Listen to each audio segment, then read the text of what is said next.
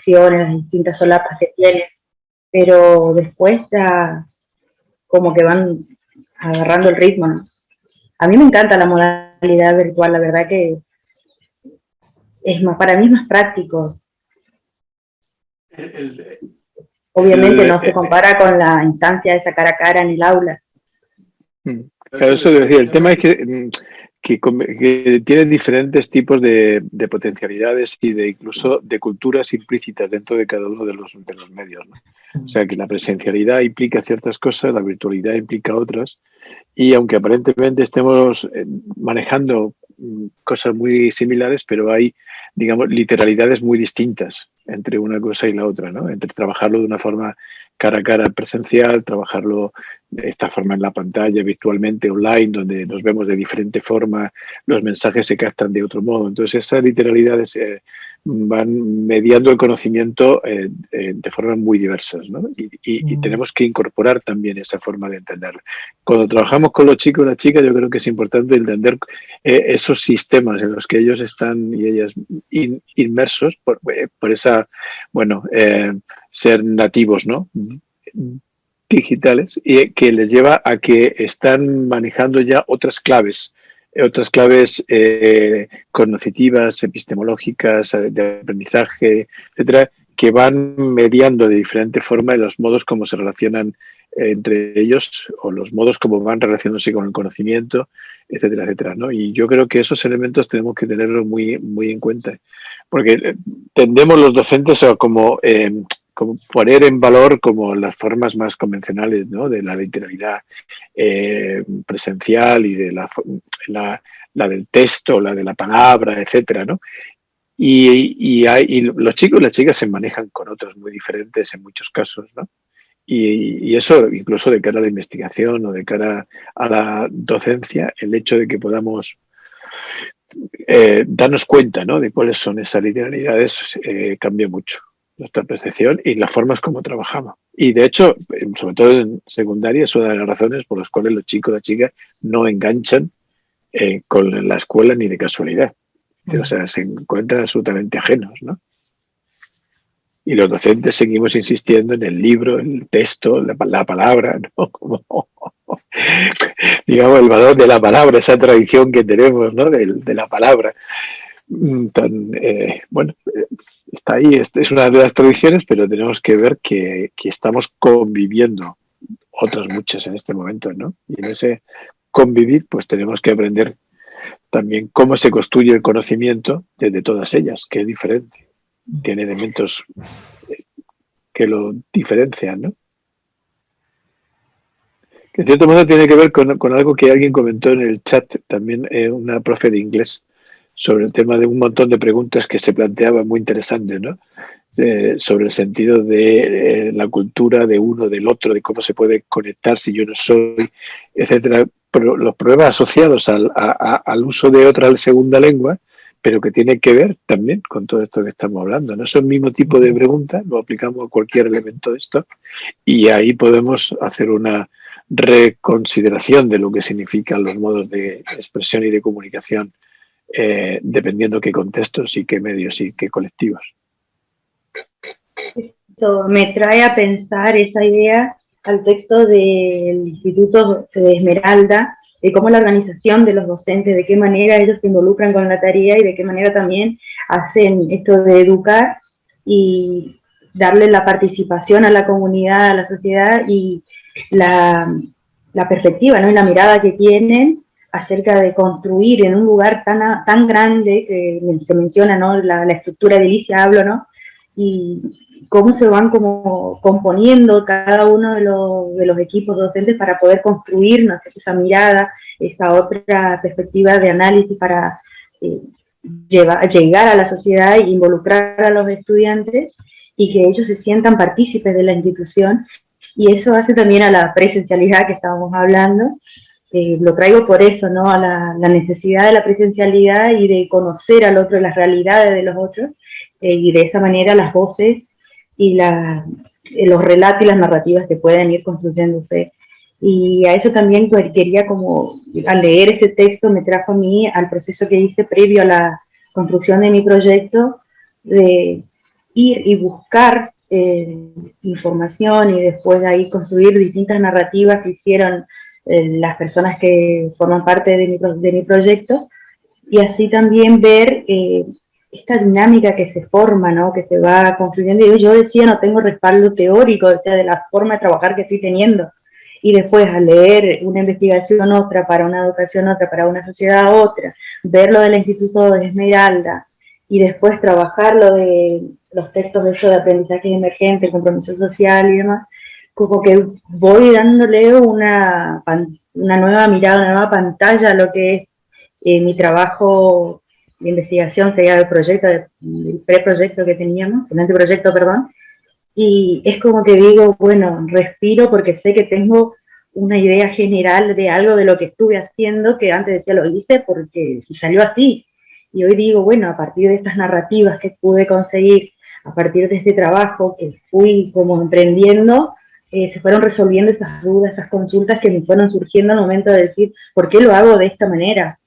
Es como entenderlo, digamos, ahora tengo un fundamento. Bueno, yo creo que podemos ir. Bueno, ya hemos comenzado, vamos a continuar. Miren, la idea hoy era, bueno, hay como acciones que van en paralelo, ¿no? Porque está el foro, está lo que han comentado de algunas investigaciones.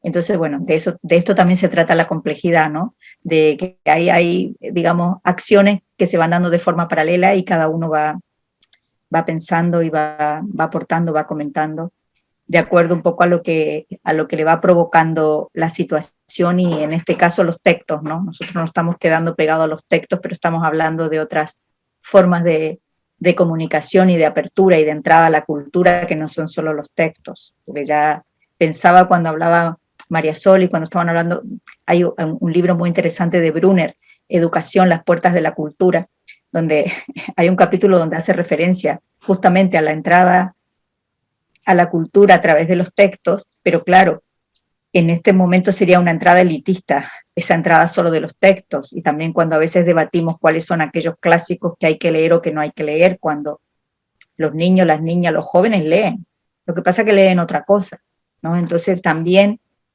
son otras formas de acceso a la cultura, bueno, a distintas situaciones, ¿no? Entonces me hizo acordar este texto, cómo la escuela en general o las instituciones permiten ese acceso a la cultura, si a veces las bloqueamos porque si no pasan por determinados libros no entran, ¿no? Entonces cuando hay muchísimas posibilidades de comunicación y de expresión que no pasan solo por los textos. Lo que pasa es que, claro, nosotros, las generaciones, acá hay de todas las edades, pero bueno, nuestro marco fueron los textos, ¿no? Bueno, entonces, miren, nuestra idea hoy era... a mí me gustaría hacer un comentario Jimena, respecto a María. A mí me quedó dando vuelta el tema de si son realmente textos que nosotros elegimos o son los mismos textos que nos imponen desde afuera, porque hay una realidad también, y a mí ayer en relación a las preguntas que yo me fui generando fue hasta dónde incide el mismo diseño y las políticas educativas en la formación del sujeto y cómo se determina eso, o sea, por qué yo tengo la posibilidad o por qué tengo la posibilidad y la imposibilidad de posicionarme como extranjera y de terminar de involucrarme. Entonces, si lo llevo al análisis del tipo de material que se lee en la escuela, es exactamente lo mismo. ¿Por qué yo no puedo elegir qué tipo de texto tengo que leer?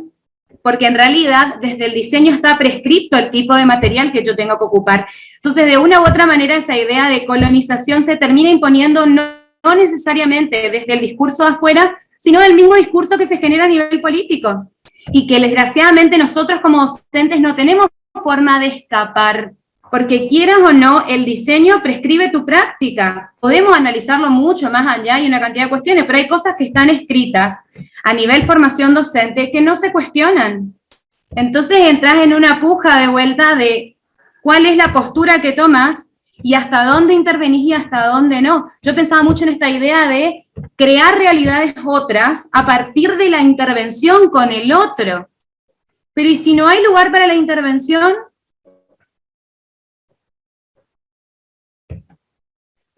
Eso, bueno, eso es una cuestión que tiene que ver con algo que ya hemos mencionado algunas veces, ¿no? Que son las relaciones de poder. Y eso es algo que en la investigación tenemos que contemplar y ponerlo sobre el tapete, ¿no? Porque si no afloran cuáles son las relaciones de poder, cuáles son las jerarquías, cuáles son estos procesos de colonización explícitos e implícitos que tú has hablado, me parece que perdemos elementos sustanciales para entender cómo se está construyendo el sujeto, ¿no? Cómo se constituyen los sujetos y cómo se constituye el conocimiento. Entonces, evidentemente, ahí entra una posición, digamos, política, clarísimamente, ¿no? De cómo hay que afrontar las cuestiones desde esa confrontación con el poder o desde, por lo menos, ese afloramiento. Porque, claro, en el caso que tú estabas hablando, es decir, ¿por qué los textos tienen que ser unos y no otros? ¿Y por qué los chicos o las chicas no pueden elegir también qué textos en función de por qué necesitan leer unas cosas y no otras, ¿no? Porque, por ejemplo, muchos chicos y chicas aprenden inglés a partir de aprenderse letras de canciones, por lo menos en mi época, ¿no? Sí. con los Beatles y los Rolling y cosas por el estilo, pues como que teníamos la necesidad de tener que aprender qué decían, ¿no? Y entonces eso ha llevado a mucha gente, y yo creo que ahora sigue siendo, a aprender porque la necesidad de poder entender algo, ¿no? Claro, cuando eso lo dejamos fuera, es decir, y no es lo que el chico necesita para que a través de qué necesita que se aprenda qué cosa, sino que yo lo impongo porque yo determino qué es lo relevante, ¿vale? Tú, en este caso digo el docente, o como tú te planteas, la institucionalidad, ¿no? Que dice lo que tiene que ser la lectura relevante, ¿no? Cuando lo que importa no es tanto esa lectura, que es una construcción histórica, en definitiva, que ha dicho que esa lectura tiene un sentido históricamente muy válido, sino lo que importa es qué valor estamos dando al uso de esa lengua para expresar qué y como un modo de relacionarse para, ¿no? Entonces, ahí juegan otras cosas y ahí es donde tenemos que poner en juego otras historias. Entonces, claro, sí, pero yo creo que toda investigación, uno de los elementos esenciales justamente es poner el foco en estas relaciones de poder, ¿no? Porque ahí es donde, bueno, lo planteo de alguna forma, la subjetividad se está construyendo en ese entorno, ¿no? Entonces, para entender cómo se construye la subjetividad, que al fin y al cabo es el objetivo de la investigación, cualquier investigación, ¿no? El objetivo es ese, tenemos que entender cuáles son las condiciones en las que se construye esa subjetividad. Y eso tiene que ver con relaciones de poder, con relaciones de autoridad, etcétera, etcétera, ¿no? Y ahí no jugamos todo el tema, evidentemente. ¿Puedo aportar algo a lo que dice María? Claro. A mí no sé si me gusta o que me siento identificada con la postura de Mignolo, perteneciente al grupo de las epistemologías del sur que plantean esta relación colonialidad-modernidad, que cuando plantean la crítica de la modernidad y del eurocentrismo, del etnocentrismo, del patriarcado y de todos estos males que le atribuimos a la modernidad, no se plantean en general dentro de la perspectiva crítica destruir todo lo que viene de la producción de los países centrales, digamos, Europa o Estados Unidos, llámese Europa o Estados Unidos, sino que el desafío es entramar eso con otras lógicas de pensamiento, con los saberes no canónicos, ¿no? Con la cultura popular, entendiendo por popular esto que plantea Marilena Chaui, bueno, lo popular es pueblo, no aquel que forma parte de una masa, sino aquel que tiene conciencia de clase, conciencia de la posición de subalternación en la que está y cuáles son las relaciones de poder por las cuales están ahí. Me parece que lo mismo vale para el difícil equilibrio que tenemos que tener profesores e investigadores entre lo prescripto y la libertad necesaria para poder producir condiciones que hagan que la subjetividad sea posible. Ahora, esto no quiere decir una libertad de hacer cualquier cosa, digamos, la libertad que promueve Cambiemos, la libertad de contagiarme, sería en la Argentina. ¿no? Esta cosa del individuo sin poder pensarse en un colectivo y en un proceso histórico, sino una libertad que permita tener todo el tiempo una conciencia lo más crítica posible con respecto a lo establecido y a lo real, y a lo posible, y a la demanda, lo cual no es fácil. Me parece que hay que planteárselo como utopía, pero no como algo que se esté dando todo el tiempo en la práctica, porque parte de la lógica propia de nuestras prácticas es movernos entre la reproducción y la producción de ciertas cuestiones, porque también es parte de la necesaria de una dinámica social, que no puede destruir todo ni tampoco reproducir todo, porque ahí nos cosificamos y envejecemos como sociedad, digamos, ¿no? Bueno, eso nada más. Sí, pero en ese sentido, no sé, me parece interesante justamente esto, cuál es el equilibrio, ¿no?, entre el exceso de la reproducción o la posibilidad de la producción sin caer en una destrucción salvaje de todo, ¿no? Entonces es un equilibrio difícil, pero yo vuelvo a los textos porque a mí es un tema que me preocupa, porque justamente lo que decía María, bueno, lo que estamos hablando entre todos y todas, ¿no? Hay cierta imposición, por un lado, pero también hay cierta imposición acrítica en el sentido del valor o del sentido que le damos, como decía Ignacio, pero también de lo que cada uno piensa y cómo se posiciona, ¿no? Porque claro, aquí yo creo que sí hay cierta responsabilidad y cierto hueco, o en este caso como plantea Foucault, ¿no? Hay pequeños intersticios con respecto a los textos, que a veces las líneas son muy claras, o es una línea, no sé, inglesa, o es una línea norteamericana, o es una línea europea en general. Entonces, ¿cómo trabajar con distintas miradas desde distintos textos, ¿no? Y eso a mí me parece posible y me parece necesario, porque inclusive en la literatura, y esto tiene que ver con la investigación, porque nosotros en el grupo debatimos mucho y también en las clases, de que el alumnado lea otras cosas, que no lea pedagogía, que no lea psicología, que lea otras cosas, que lea literatura, por ejemplo, pero no literatura norteamericana, que lea literatura africana, que lea literatura alemana, que lea literatura latinoamericana, etcétera, etcétera. ¿Qué quiero decir con esto? Con esta idea de otros relatos, porque claro, hay otros relatos en los textos, hay otros relatos en los textos universitarios, pero hay otros relatos en los textos digamos, de la literatura, de la novela, etcétera, etcétera, ¿no? Entonces, a mí esa me parece como una línea interesante a trabajar en la investigación, porque en la medida en que sigamos, en este caso, reforzando la reproducción de determinadas ideas a través de determinados textos, claro, los discursos y las posiciones, la ideología, es la que es, porque es la que aparece, ¿no? Si rompemos, ¿no? Yo, por ejemplo, hay una alumna, fue este año, yo no conocía, por ejemplo, algo que mencioné ahí, de un texto de Chimamanda Ngozi, que es una escritora africana, que ella habla del peligro, tiene una conferencia, en estas conferencias tipo TED, pero tiene un pequeño librito que se llama El peligro del relato único.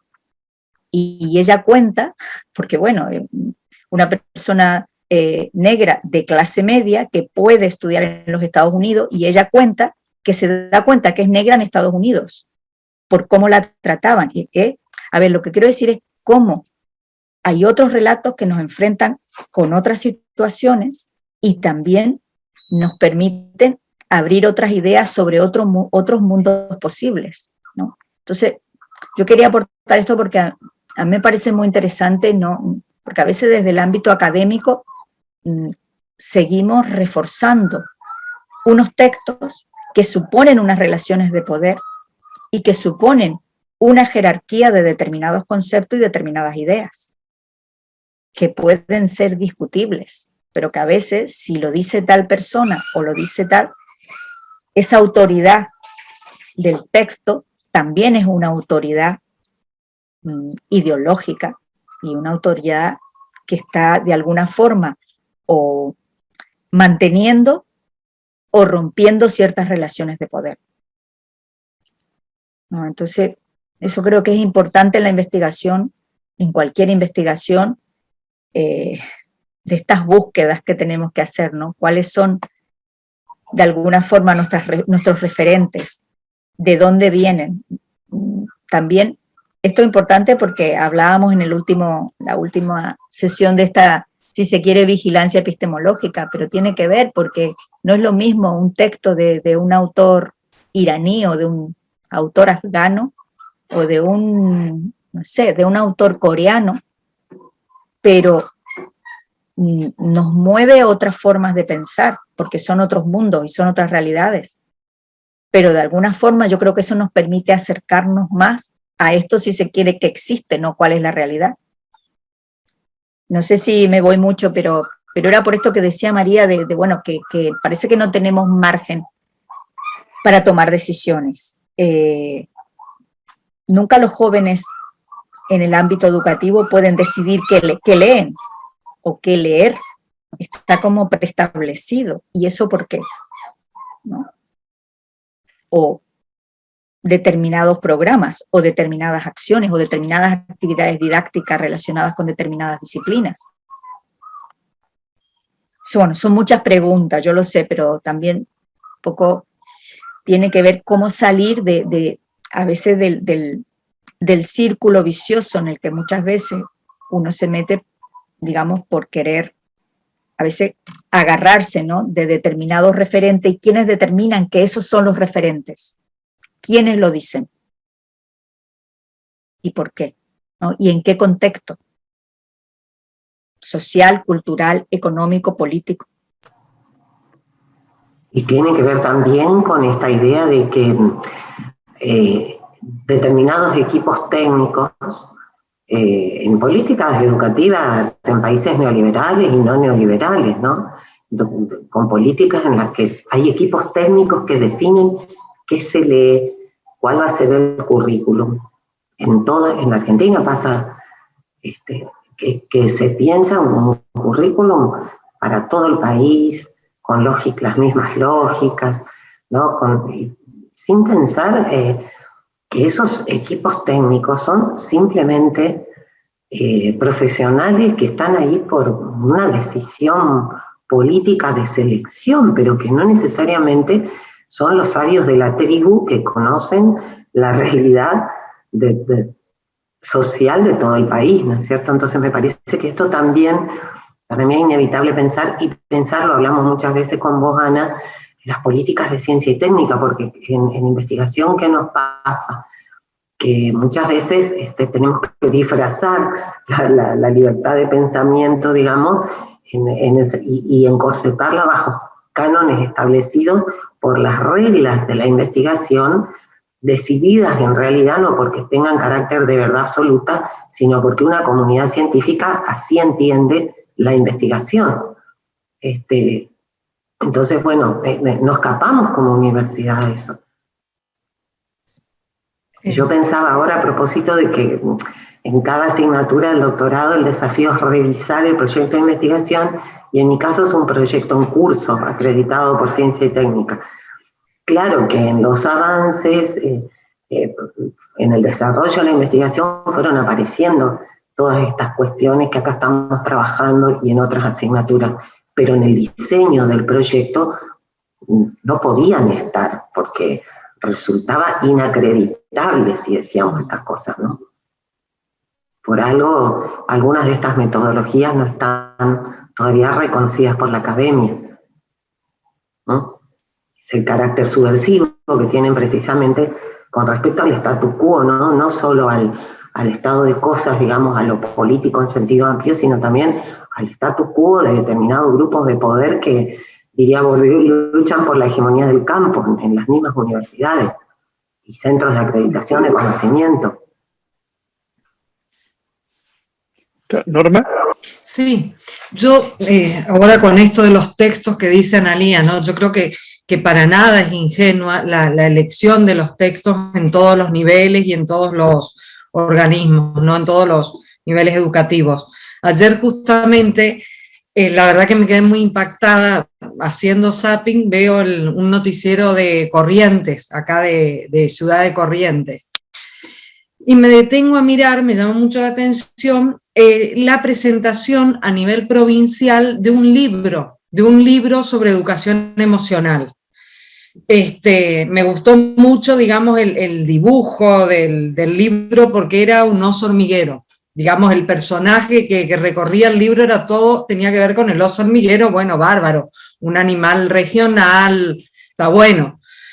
Bueno, el tema es que me pongo a escuchar y como primera cuestión, cuando iban mostrando y hicieron, es un libro que es para todo el sistema educativo correntino, ¿no? De todos los niveles, porque aparentemente no sé si es una colección o es un mismo libro que puede, digamos, que tiene la capacidad de ser transversal a todas las edades, ¿no?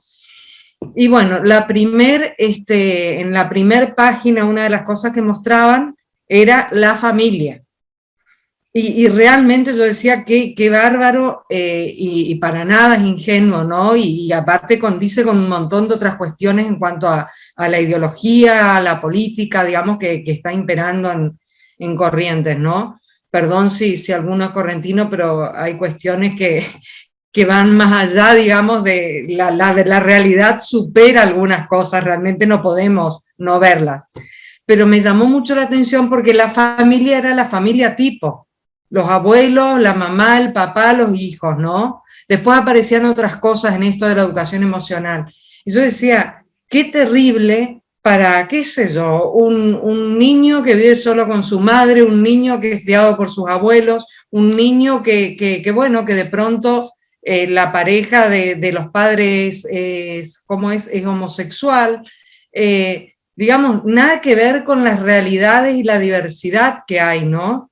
Eso, por ejemplo, ese es un punto. Vos decís, no es menor que un ministerio de educación de una provincia haga un lanzamiento a ese nivel con un libro así, ¿no? Por otro lado, yo pensaba en esto de los textos, sobre todo en el nivel secundario, en el nivel medio, que hay mucha resistencia, bueno, en este último tiempo hasta continuar con las clases virtuales. Ha sido muy notorio la deserción en el nivel medio, pero muchos casos conozco, algunos muy, muy cercanos, ¿no? Vinculados personalmente, mis hijos, por ejemplo, han terminado el secundario y empezaron, pero compulsivamente a leer,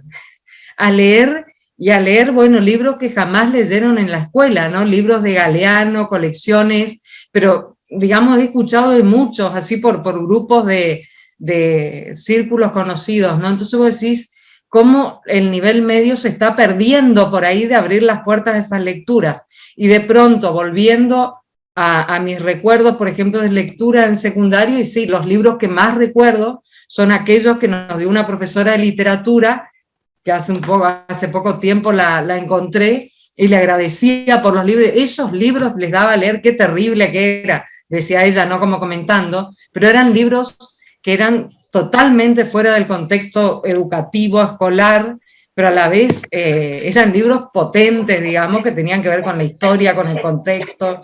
Digo eso, ¿no?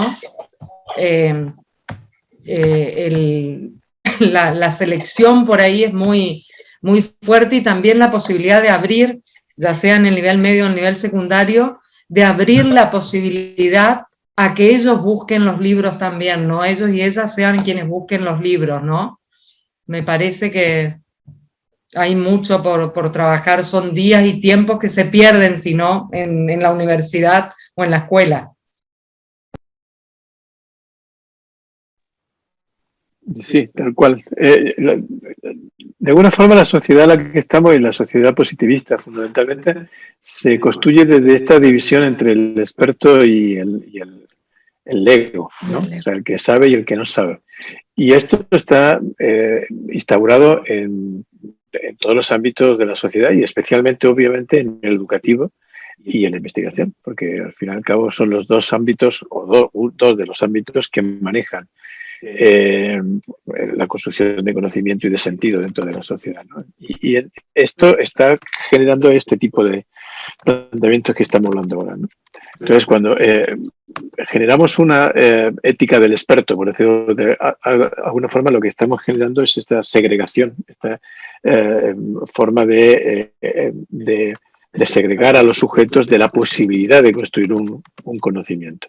Esto en la investigación me parece que es importante, por ejemplo, y lo hemos planteado de alguna forma ya, en el reconocimiento de la autoría de las investigaciones y de los procesos de construcción de los datos, de la información o como queramos que se digan.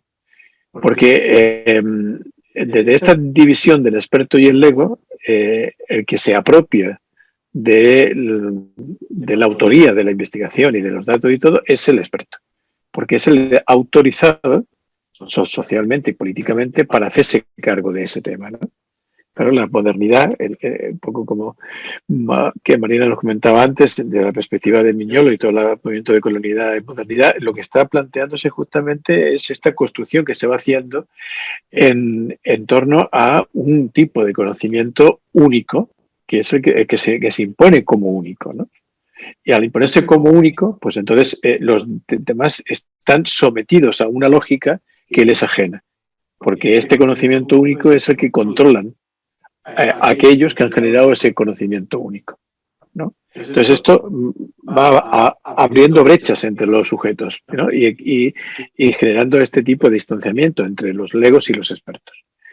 La autoría tiene que ver mucho con esto y tiene que ver con la horizontalidad de la investigación y con la posibilidad de generar sentido de la investigación para los sujetos, ¿no? En ese articulillo que os he metido antes en el chat, un poco tiene que ver también, no tanto con la autoría, pero también para quién tiene sentido la investigación. ¿Para quién tiene sentido la investigación? Para los propios expertos que sigan generando, digamos, como un cuerpo aparte, elitista, que se mueve con su propia lógica, etcétera, etcétera, o tiene un sentido porque puede ser parte de la construcción de sentido de la sociedad para avanzar, etcétera, etcétera. Cuando resulta que el conocimiento de la investigación solamente llega a un grupo, a unos pocos, entonces quiere decir que algo está ocurriendo en cuanto a la posibilidad de generar posibilidades y sentido y progreso al resto de los sujetos, ¿no? Entonces ahí las brechas se van incrementando y van generando, digamos, pues todos los procesos que estamos hablando.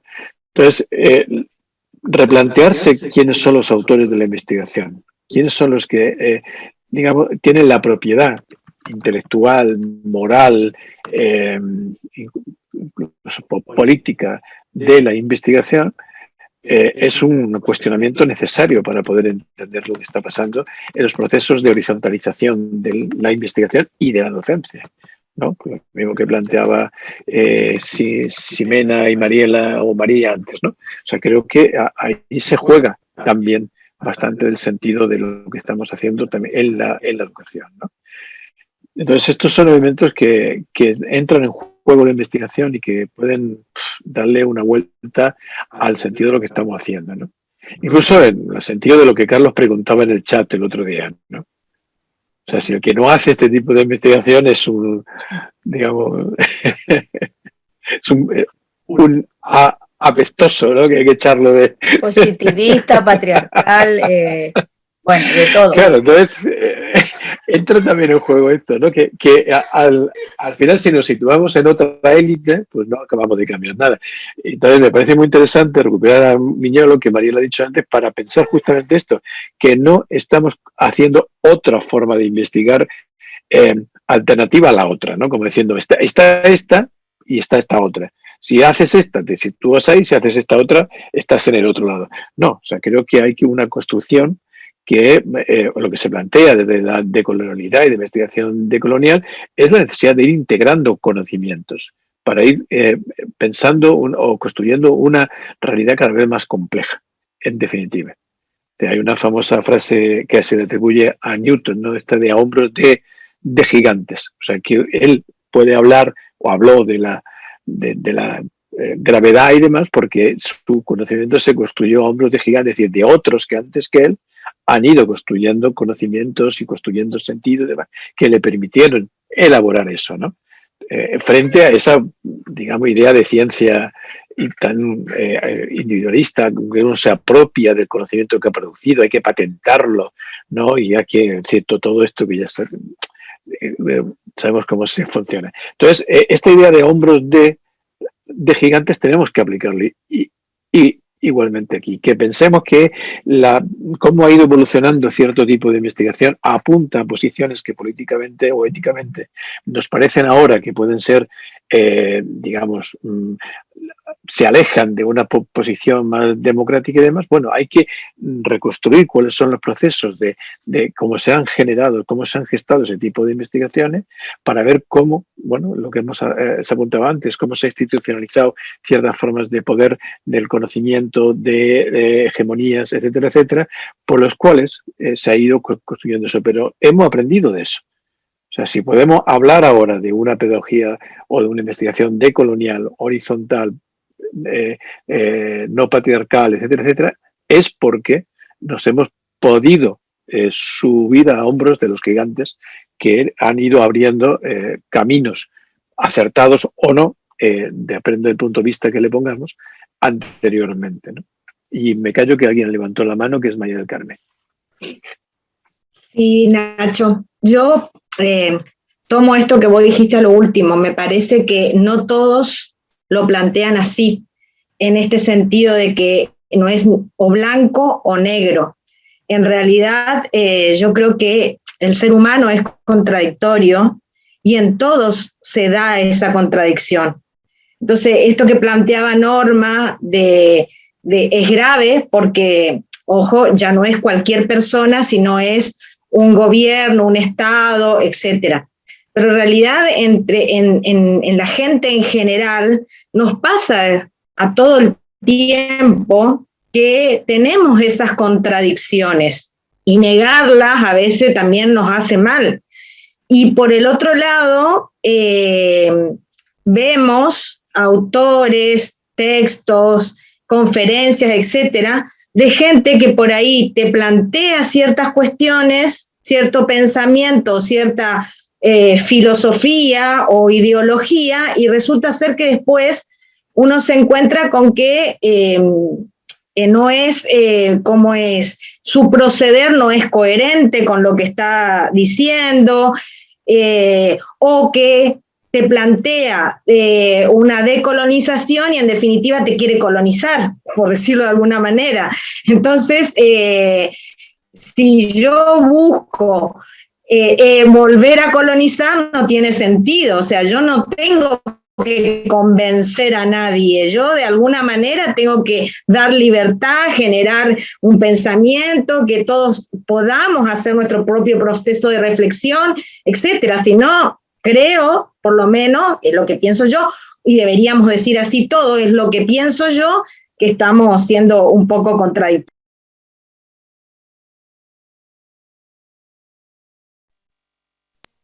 Sí, es absolutamente. Cuando ponemos, por ejemplo, el otro después del sustantivo, no es una cuestión de capricho. Cuando esto lo introducen fundamentalmente a partir del movimiento de modernidad y colonialidad, lo que hacen es que si decimos otra investigación, lo que estamos colocando es que es una investigación, como decía antes, que, bueno, pues dentro del mercado que hay y de la vidriera que se nos presenta en investigación, podemos escoger, ¿vale? Entonces está esta otra. Cuando decimos una investigación otra es porque justamente lo que se pretende es poner el foco en otra forma de pensar sobre la investigación, que no es otra más del mercado, sino que es reconstruir, digamos, el pensamiento de la sociedad en torno a una idea más integradora, de que recoja los conocimientos de toda la gente, que recoja las diferentes sensibilidades, etcétera, etcétera, para justamente poner sobre la mesa esta diversidad de sensibilidades y de subjetividades en que la sociedad se ha constituida. O sea, lo que pasa es que es un posicionarse frente al pensamiento único de la modernidad. ¿No? El pensamiento único de la modernidad lo que hace es que te ofrece un panorama. Te dice, usted puede ser capitalista o socialista, ¿no? Ese es el rango, o comunista, ¿no? Y dentro de eso usted elige. ¿vale? Y la modernidad nos llevó a tener ese tipo de abanico de la política. Pero la lógica era muy parecida, ¿no? La lógica, digo, en cuanto al sistema de pensamiento que lo justificaba. La lógica social, ya, etcétera, etcétera, que es diferente, evidentemente, ¿no? Pero la lógica de pensamiento era exactamente igual. Todo lo que se plantea es decir, no es la vidriera para que usted escoja, ¿no? No es un supermercado. Lo que hay que pensar el mundo de una forma en que todos entremos en ese mundo. Y eso es lo que cambia el modelo epistemológico de la investigación decolonial frente a una investigación basada en ese pensamiento único del Gran Norte, ¿no? El norte hegemónico. ¿Puedo hablar? Analía levantó. Sí, alguien ha dicho que... Laura, Laura, adelante, perdón. adelante. Que pienso, tal vez, bueno, el grupo que conformamos es bien heterogéneo, y estamos algunos que, digamos, para buena suerte tal vez, o no tenemos otra opción que hacer este tipo de investigación, porque los colectivos otros ya están organizados de una manera que no aceptan más el modo tradicional, extractivista, etcétera, que se ha venido planteando.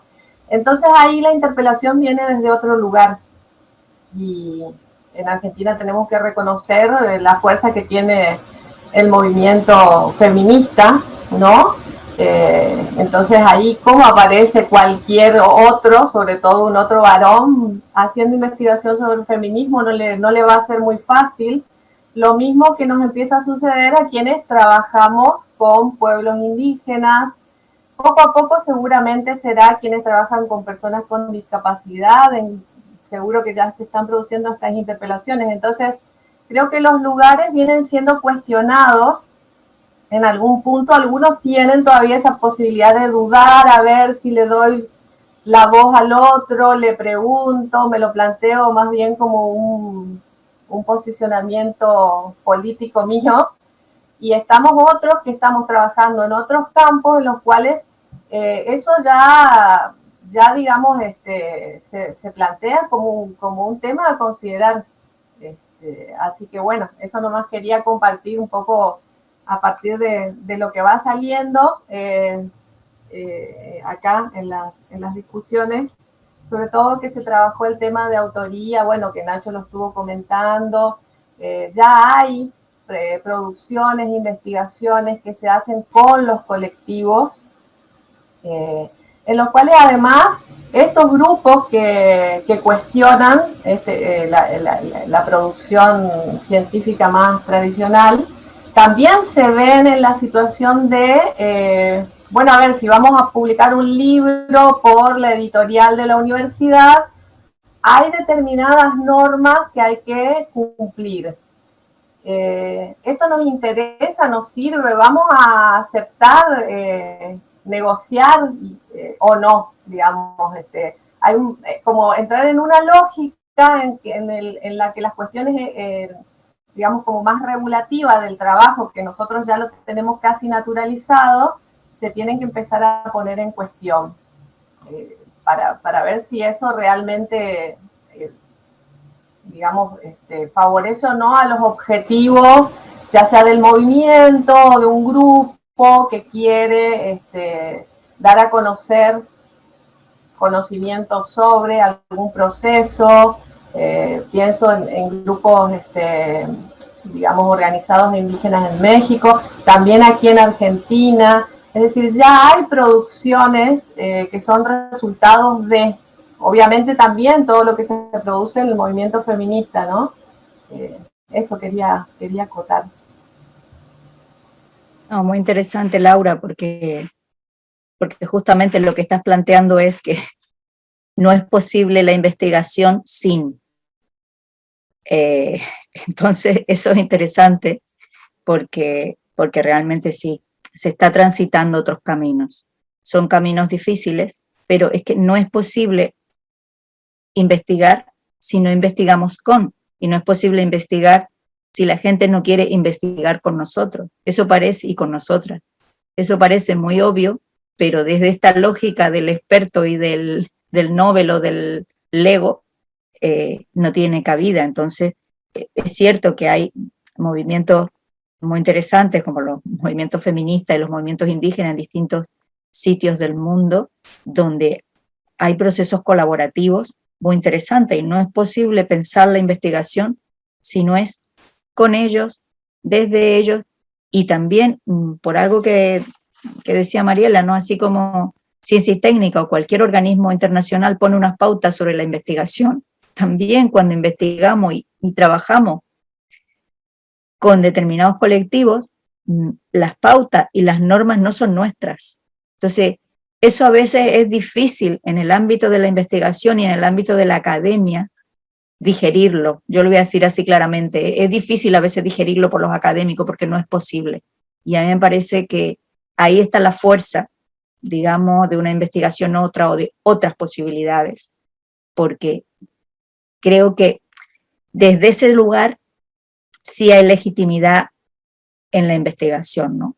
Lo cual, para no entrar en dicotomías, aunque lo que dice María del Carmen, es cierto que vivimos en la contradicción y somos seres contradictorios, para no decir, bueno, esto sí o esto no, o si estoy en este sitio, soy de esta forma, y si estoy en el otro sitio, ¿cómo? Intentar realmente generar un proceso complejo donde todos y todas puedan ir teniendo cabida realmente para avanzar en cierta comprensión y, si se quiere, en ciertos procesos de transformación que serían imposibles de pensar si no trabajamos de otra forma, ¿no? Entonces, a veces estos modelos tan establecidos y tan pautados y tan legitimados de cómo tiene que ser la investigación, claro, atentan contra las posibilidades de hacer investigación. Entonces, sobre eso sí yo creo que hay que pensar, y a veces hay que posicionarse fuerte, a veces hay que posicionarse de otra forma, pero que me parece muy interesante, Laura, porque este es el propio límite que nos pone el otro. El otro o la otra nos pone en nuestro sitio. Y eso a mí me parece, digamos, muy potente y me parece políticamente muy importante para sectores desfavorecidos, marginados, donde realmente, bueno, ¿quién tiene el derecho de decir lo que piensan, lo que hacen y lo que necesitan? Entonces, en ese sentido, creo que esa visión política de la investigación es lo que a mí me mueve, ¿no? Porque también es un largo aprendizaje, porque la academia nos ubica en un sitio, nos ubican y la gente nos ubica en otros sitios. Digo, por esta experiencia que tuvimos en este instituto y otras experiencias que compartimos ahí de investigación, porque también la investigación, creo yo, ¿no? Sin ser determinista, debería ser un proceso de aprendizaje.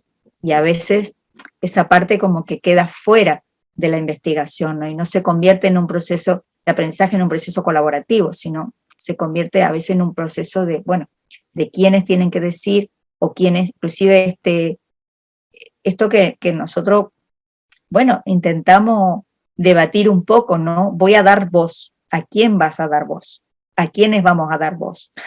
O voces, ¿no? Entonces, estas cuestiones que también hay como pequeños discursos que quedan anclados en determinados modelos de investigación que también hay que revisar.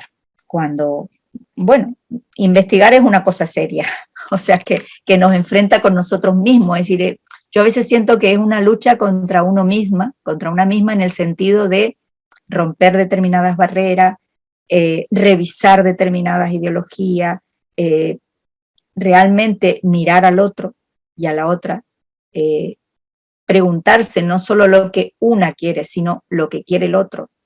Entonces a mí realmente me parece una potencia esto de que el otro te ponga los límites, como pasa, por ejemplo, en algunos sectores. Tenemos un compañero, bueno, que ha estado trabajando en sectores más marginales, con violencia, con situaciones de droga, y los límites para entrar y para conocer y para intentar comprender lo que pasa, los ponen los otros.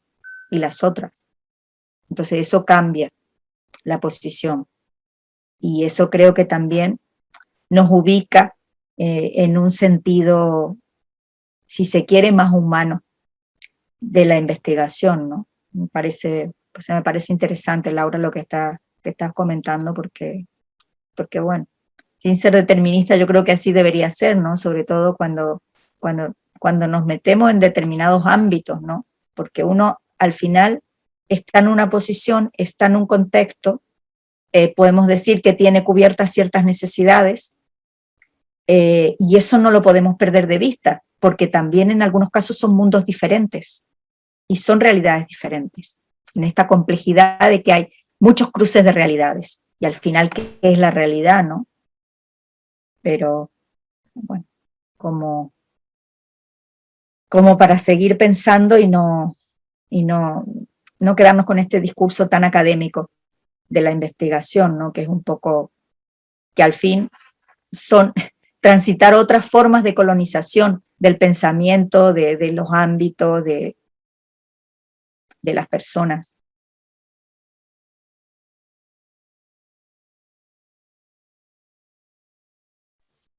Quería, en ese sentido, poder recuperar, ¿no?, la idea que me trajo, ¿no?, el doctorado, en el sentido de cómo hice la construcción yo del tema a investigar, ¿no? Y hay palabras que me quedan y que las voy a seguramente tomar para lo que es como la revisión, ¿no?, de la investigación del proyecto. Y esto de confeccionar la problemática o poder construirla de alguna manera que no sea algo que yo pensaba, me llevó al campo a poder conocer, ¿no?, las historias, las distintas experiencias de las personas travestis trans que son con quienes yo estoy trabajando en este momento. Hasta el día de hoy sigo charlando con ellas y me siguen aportando ideas y demás. Y poder sentarme a pensar, ¿no?, en qué lugar me ubico yo, en este sentido que decías recién, Analía, la parte humana, cómo me está atravesando esta problemática que yo estoy investigando y cómo me está movilizando en el sentido de involucrarme cada vez más en esas historias, en esas narrativas, para poder yo construir después una respuesta, porque yo lo que estoy viendo es que ellas están esperando de decir, Sol, ¿cómo se va a resolver esto? Y yo digo, todavía falta un montón. Yo por lo menos estoy recién comenzando los primeros 3 seminarios del doctorado y estoy haciendo un estudio acerca de todo lo que voy trabajando y me está costando un montón decirles, chicas, esperen. Me dice, Sol, mira, te grabé este video, ¿te sirve? Mira, Sol, te cuento en un audio mi historia porque no puedo grabar un video en este momento. Hoy trabajamos con las chicas, nos juntamos y estuvimos charlando con ellas hoy a la noche y mañana te pasamos algo de lo que pudimos concretar acerca de cómo vamos coincidiendo en algunas experiencias y en otras no. Por ejemplo, me decían, todas tenemos la primaria completa, pero después olvídate que puedas contarte algo de la experiencia de secundaria porque no lo estoy transitando, no lo viví. Y con todo lo que están hablando, lo que decía Laura también, me va como interpelando de una manera tan intensa que digo, ¿para qué lado voy a salir a armar algo después? Para poder, porque tengo esa carga, digo yo, de tener que darle una respuesta permanentemente, una devolución de lo que estoy construyendo.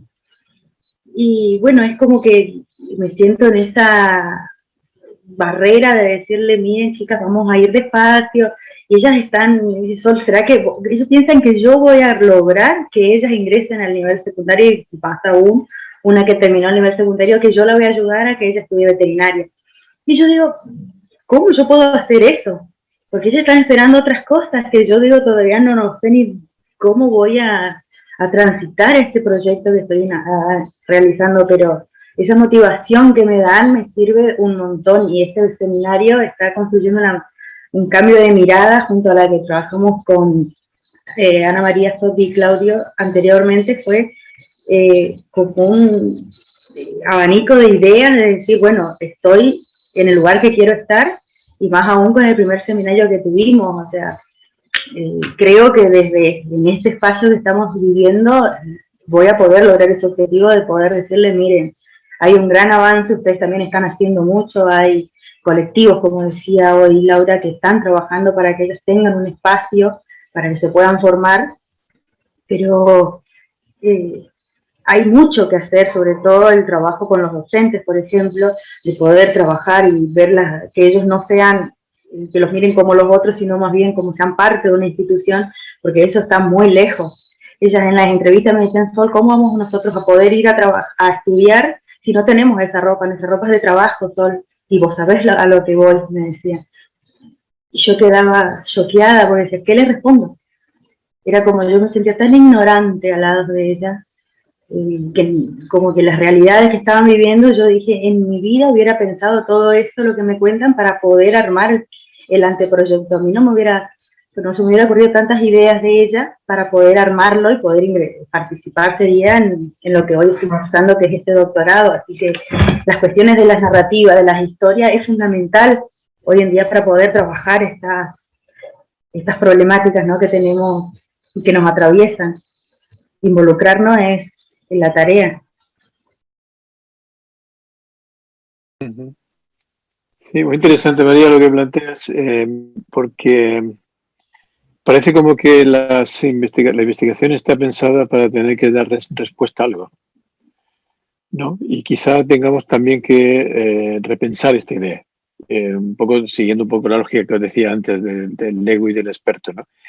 El pensar que la investigación tiene que dar respuesta a algo desde una posición de la propia investigación es colocarse un poco en el rol de experto, ¿no? Y la ética del experto. Y entonces aquí tendríamos que ir pensando otro tipo de relaciones igual. O sea, yo creo que es importante, por ejemplo, trabajar desde los procesos de co-construcción, que es lo que nos coloca en una situación de horizontalidad para poder pensarnos juntos y juntas, y no solamente pensarnos desde los roles que estamos ocupando. Yo creo que esto es lo decía al principio, las relaciones de poder es una de las primeras deconstrucciones a las que tiene que enfrentarse la investigación, ¿no?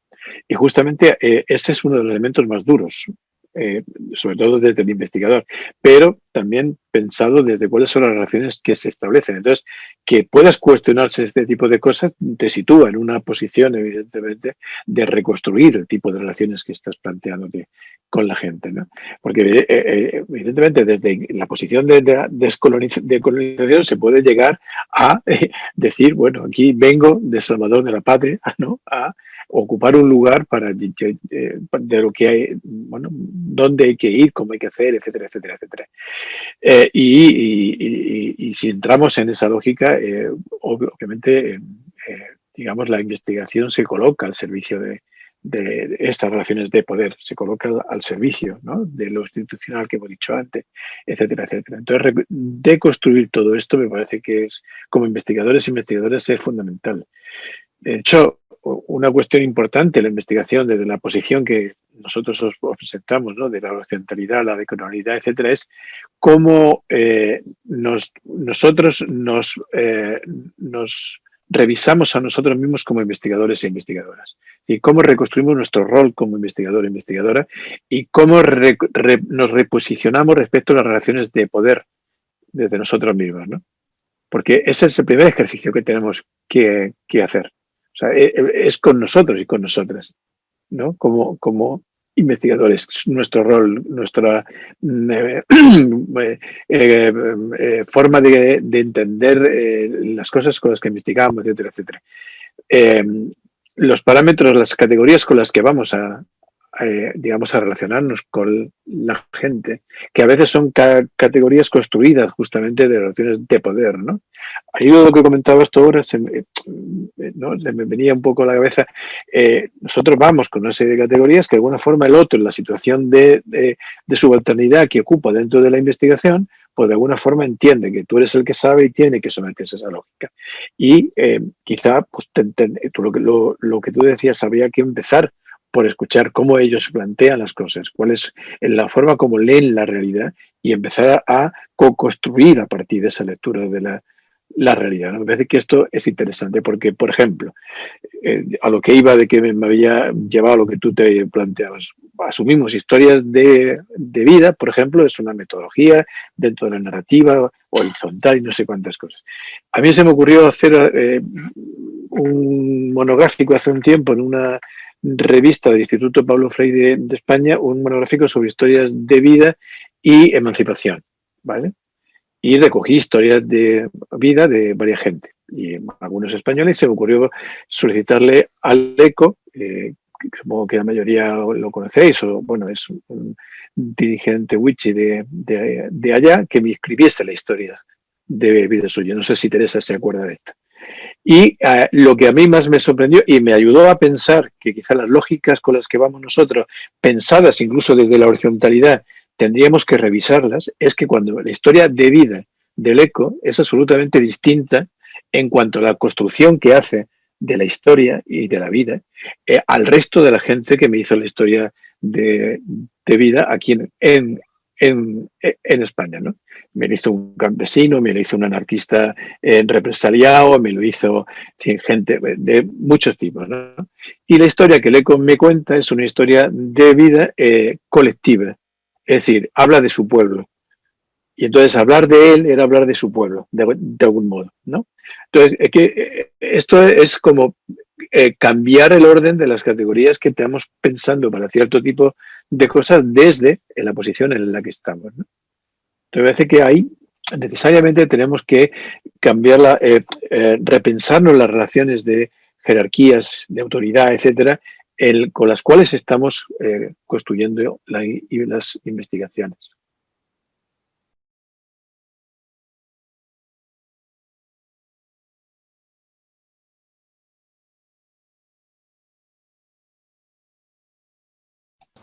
¿Puedo decir algo? Capaz que no debo, porque no soy alumna, pero sí. ¿Puedo decir algo a raíz de esto último que acabas de referir? Te he provocado, digo, ¿cómo no vas a decirlo? ¡Qué malo! Buenas tardes, ahora oralmente. Disculpen que tuve que ingresar tarde porque estaba en otra reunión.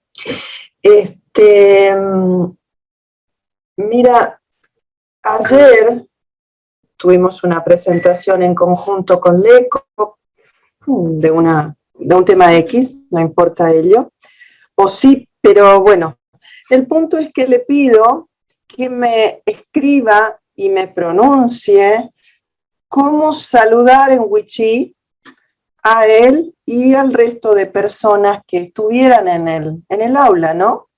Lo hace con mucha paciencia, me repite con mucha paciencia la fonética varias veces, que el ECO es algo extraño, mucha paciencia, pues lo hizo igual. Y algo así como aproximadamente, buenas tardes, buenos días, en fin, bueno, eso no está discriminado en ellos, si el día, la tarde, no importa. Y algo así como que sea un día de mucha luz, un momento de mucha luz, que estemos bien todos, algo así. Entonces yo le pregunto si ese saludo, si ese deseo era referido a quien estaba por dar el saludo y al resto. Y él un rato antes me había dicho, acordate que yo siempre repito que nosotros no tenemos un yo y otros,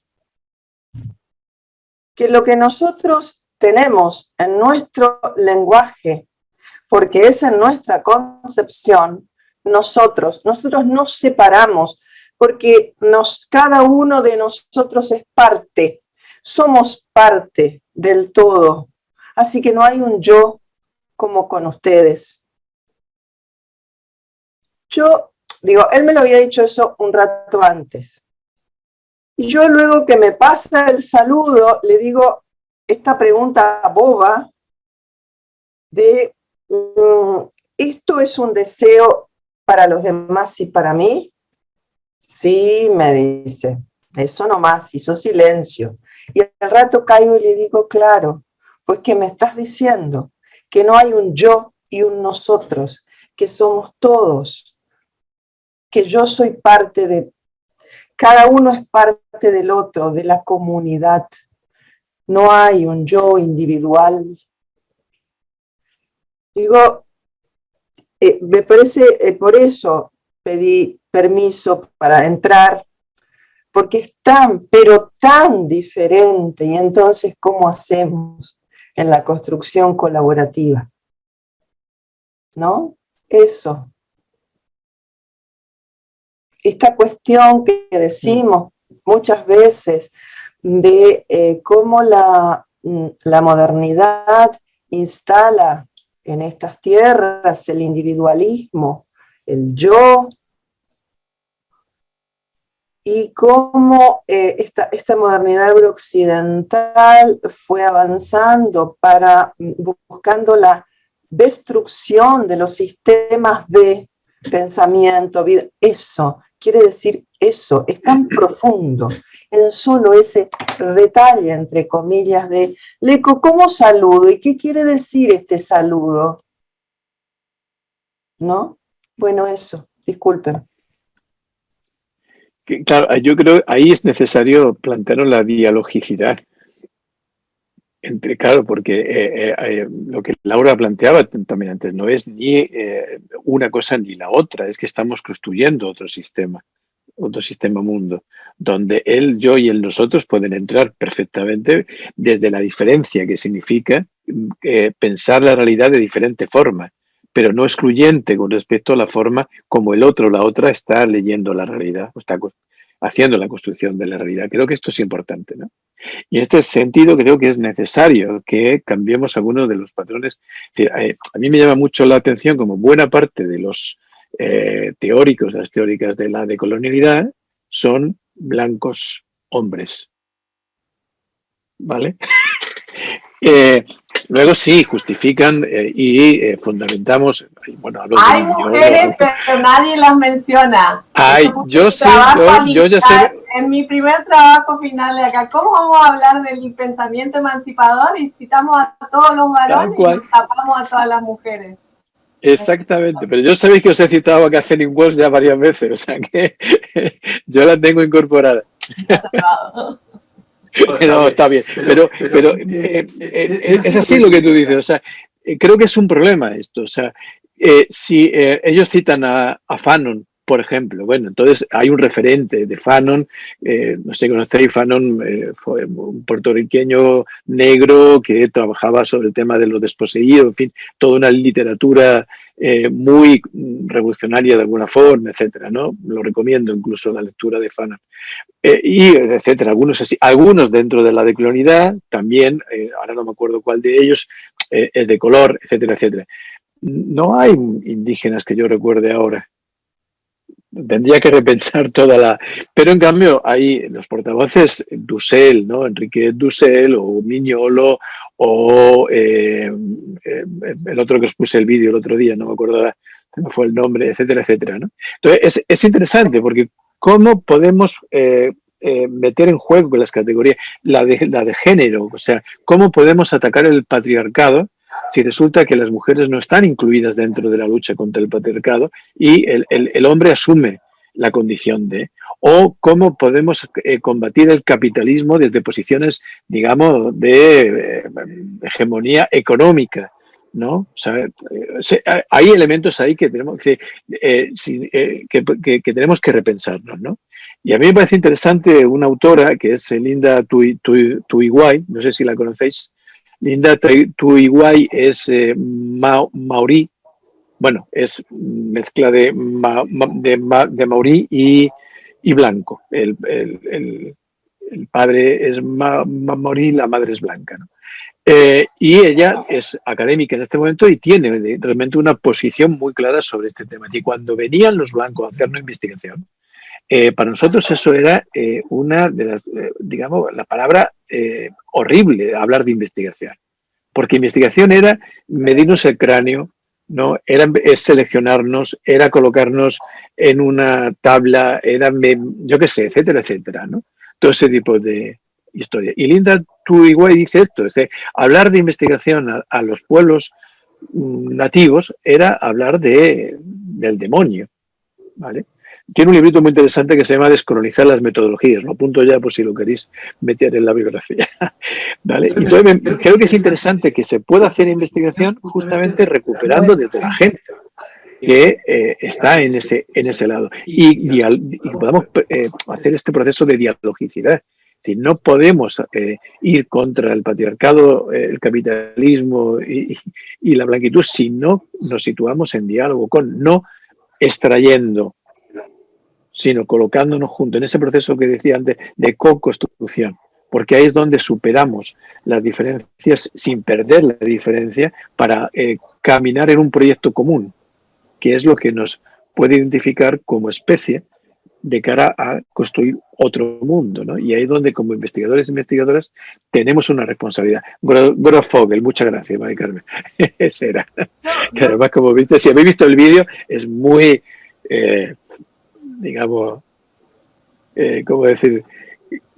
Su forma de expresión en lo que dice es muy autoritario casi, ¿no? Pero bueno. Quiero volver a una preocupación de María Sol, si es posible, que es un tema que lo habíamos charlado también un poco en la materia de, digamos, el seminario que dieron Claudio y Ana María, porque digamos que tal vez todos estamos como todos y todas acá preocupados por hasta dónde podemos definir estas posibilidades de la co-construcción. Muchos de nosotros tenemos una formación bastante fuerte en lo que sería la etnografía, digamos, como metodología de la antropología, y allí, como, digamos, el investigador, la investigadora tienen un papel más neutral, porque lo que tiene que hacer es dejar fluir la vida cotidiana de las personas sobre las que está investigando, no tomar posición, dejar que hablen, que resuelvan solos. En el caso de María Sol está siendo interpelada a resolver cuestiones muy, muy fuertes como, bueno, a ver, yo quiero ingresar a la secundaria, quiero empezar una carrera. La cuestión es encontrar el punto en el que podamos, a través de la investigación, producir algún tipo de cambio, de transformación, como dicen ustedes en los textos, de aporte, pero que uno no cargue en sus espaldas, que es la tarea que le toca. Entonces, está bueno, pero hay que pensarlo mucho, hay que, a ver cómo decirlo, hay que reflexionar sobre ese lugar que vamos a ocupar. Porque no quiere decir que ellos y ellas, en el caso de lo que está estudiando María Sol, no lo puedan hacer, no puedan hacer eso que están queriendo hacer, solo que, bueno, ¿por qué es tarea de María Sol ayudar a concretarlo, no? Y me parece súper interesante ese punto de inflexión. Eso, corregir nomás que en realidad fue en el trabajo de Ana Sopi y demás donde puse que las referencias a los autores de la decolonialidad no incluyen a mujeres, pero porque ellos se autocitan entre ellos. Así que hay que romper un poco eso. Sí, yo había levantado la mano primero porque es cierto que a veces desde el discurso, yo es que voy a confesar que me estoy volviendo un poquito radical en cuanto a evitar citar muchos textos de hombres, porque me parece que desde la academia seguimos reproduciendo determinadas ideas. Entonces, estoy intentando, porque creo que hay muchísimas ideas de mujeres, de académicas, de investigadoras, que están siendo totalmente bloqueadas o tapadas por otras ideas. Y en ese sentido, por eso digo, me estoy volviendo radical, porque también estoy descubriendo mujeres y autoras que realmente tienen o defienden las mismas ideas que otros autores históricamente, pero no han tenido cabida. Pero ahí también somos responsables las propias universitarias en los textos y en las ideas que planteamos, ¿no? Pero en eso estoy contigo, Laura, y creo que hay que hacer un esfuerzo, porque también, no sé, yo soy madre y no sé, y me preocupa también que hay ciertas ideas que parece que son producidas solo por hombres, ¿no? Y eso me parece que también con esto que planteaba, que no lo retomamos, lo que planteaba Norma, con esta idea de la familia, aquí también hay muchos textos ideológicamente horrorosos, donde anulan toda posibilidad de diferencia y diversidad. Y bueno, hay que estar ahí, hay que denunciarlo, hay que trabajarlo. Nosotros que estamos en la formación tenemos que hacerlo, aunque a veces el alumnado se resiste mucho porque cree que no hay que mezclar ideología y formación, y no es ideología, porque la formación o la educación es política, ¿no? Entonces, bueno, volviendo un poquito a lo que planteabas con esto de la co-construcción o de la dialogicidad, yo también me quedé pensando con lo que planteaba María, y también puse algo en el chat, que es cierto que cuando investigamos, cuando estamos en colaboración con otros colectivos o personas, es que ese imaginario de la investigación o del investigador o investigadora que tiene que dar una respuesta y que tiene que resolver situaciones está muy presente, y yo creo que hay que desatarlo, hay que desanudarlo un poco desde el diálogo, ¿no? Porque yo estaba leyendo también las preocupaciones que tenía María Sol con respecto a su trabajo, y tal vez haya que hablarlo abiertamente en cuanto a que no sé si tú la vas a poder ayudar a que puedan hacer la secundaria o a que mejoren, pero desde un diálogo abierto y desde ciertas posibilidades de escucha en cuanto a qué es lo que quieren, y que sí puede haber un proceso de acompañamiento, pero no un proceso de decisión sobre sus vidas. Creo que bueno, al final las investigaciones nos atraviesan. No somos, esto no es como a veces se quiere plantear, ¿no? Con esta idea de objetividad y que no nos toque nada, porque claro, son vidas que se juegan, que se pierden o no se pierden, pero también ahí hay un delgado equilibrio que también nos enfrenta con que somos corresponsables. Y eso también hay que trabajarlo con los grupos, porque a veces sin querer nos ponen y nos ponemos en una posición que yo creo que es peligrosa y que roza también una situación ética, porque yo creo que puedo acompañar en el cambio de determinadas vidas, pero no voy a cambiar esas vidas. Y en la posibilidad de que se abra un diálogo sobre lo que les pasa, sobre cuáles son aquellos obstáculos, sobre cuál es el contexto, en un diálogo abierto de ampliar el conocimiento, la mirada, creo que podría ser un camino para trabajar una posibilidad de cambio, pero siempre en un proceso de tipo colaborativo. Porque, claro, en estas investigaciones en las que a veces nos metemos, es que también se juegan nuestras vidas. Lo que pasa es que nuestra posición es diferente, porque nosotros no estamos en situación de riesgo, porque comemos todos los días, porque tenemos ropa para vestirnos, porque podemos acceder a determinadas cosas, y a veces en determinados contextos con los que trabajamos, eso no sucede. Entonces ahí yo creo que también la posibilidad de poder abrir una escucha o abrir un diálogo con otras personas es importante, porque los investigadores y las investigadoras no somos magos ni magas, pero cuidado que a veces nos quieren poner en esa situación, y a veces también nosotros nos ponemos en esa situación, pero es una situación complicada, ¿no? Porque bueno, si estamos planteando esta posibilidad de co-construcción o de dialogicidad, donde hay diferencias y donde la balanza no se va a inclinar para un lado y para otro, sino que hay que aprender a convivir con esas diferencias. Entonces, yo ahí planteando lo que decía Laura, es todo un desafío, no es fácil, y todas las investigaciones, nos guste o no, aunque queramos cerrar las puertas, nos tocan, porque somos humanos y porque estamos en un campo, aunque trabajemos con textos, ¿no? Entonces, bueno, ese yo creo que es el desafío en este momento, si queremos ir un poquito más allá, ¿no? Subirnos a los hombros de esas lógicas tan dicotómicas o tan centradas en que las investigaciones van a resolver. Las investigaciones no van a resolver. En la medida en cómo se planteen las investigaciones y cómo planteemos las investigaciones con los demás, con las personas, bueno, se pueden transitar determinados procesos de cambio.